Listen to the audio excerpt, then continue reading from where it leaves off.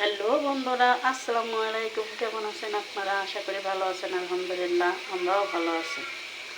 আজ আমি টাকি মাছ দিয়ে লাউ শাকের পাতা দিয়ে একটা ভর্তা রেসিপি করব আপনাদেরকে দেখানোর জন্য চলে এলাম আপনাদের মাঝে। তো আমি ভর্তাটা কিভাবে করব সেটাই আপনাদেরকে দেখাচ্ছি। ভিডিওটি শেষ পর্যন্ত দেখতে থাকো। কড়াইয়ে একটু পানি দিয়ে দিয়েছি, পানিটা ফুটে উঠেছে। এখন কড়াইয়ের মধ্যে আমি যে যে উপকরণ দেব, ফুটে ওঠা পানির মধ্যে দিয়ে দেব একটু লবণ,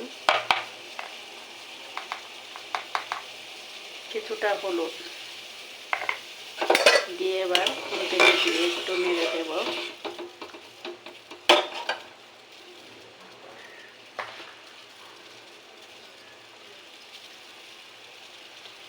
এবার দিয়ে দেব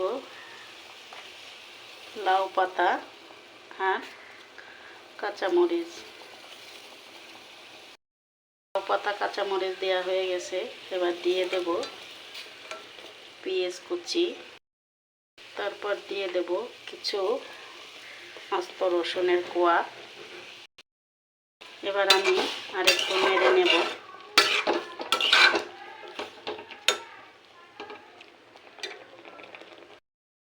দিয়ে দেব আস্ত 2টা টাকি মাছ।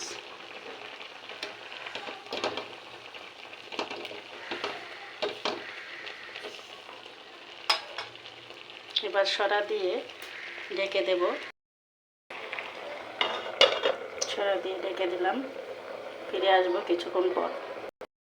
এলাম কিছুক্ষণ পর। এখন ঢাকনাটা উঠিয়ে নেব।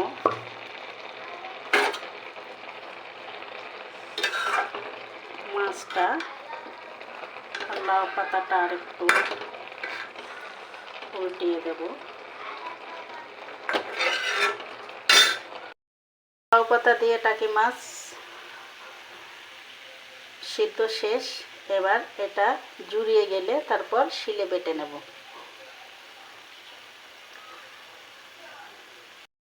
বন্ধুরা, এই যে লাউ পাতা, রসুন, পেঁয়াজ, কাঁচা ঝাল এটা জুড়িয়ে গেছে। মাছটা উঠিয়ে নিয়েছি। মাছটা এখন বেছে নেব, তারপর শিলে বেটে নেব। এখন আমি লাউ পাতা, পেঁয়াজ, রসুন, কাঁচামরিচ বেটে নিচ্ছি।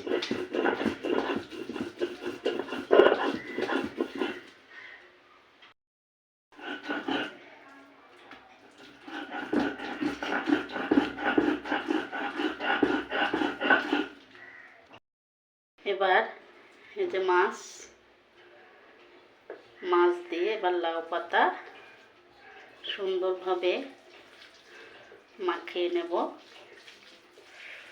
তারপরে উঠিয়ে নেব। আমি কড়াইয়ে একটু আস্তে জিরে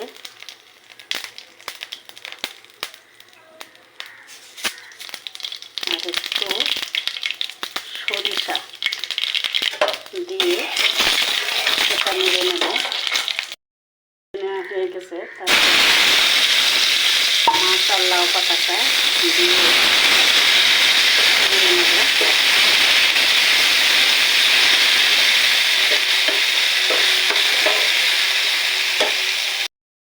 শেষে দিয়ে দেবো একটু কালো জিরা। আমার বানানো হয়ে গেছে। এখন একটি ফ্রিজে ঢেলে নেব। এই যে বন্ধুরা, লাউ পাতা দিয়ে টাকি মাছ ভর্তা আমার তৈরি। কেমন হয়েছে কমেন্টে অবশ্যই আপনারা বলে যাবেন। বাসায় একবার হলে এভাবে ট্রাই করে টাকি মাছ দিয়ে লাউ পাতা দিয়ে আপনারা ভর্তা করে খাবেন, ভালো লাগবে। ভিডিওটা একটু বড় হয়েছে, কি আর করার, একটু কষ্ট করে সবাই দেখে নিন। আর কষ্ট না করলে তো সুন্দর সুন্দর খাবার খাওয়া যায় না, এর জন্য একটু ভিডিওটা লং হয়েছে। সবাই ভালো থাকবেন, সুস্থ থাকবেন। দেখা হবে পরের ভিডিওতে। আল্লাহ হাফেজ।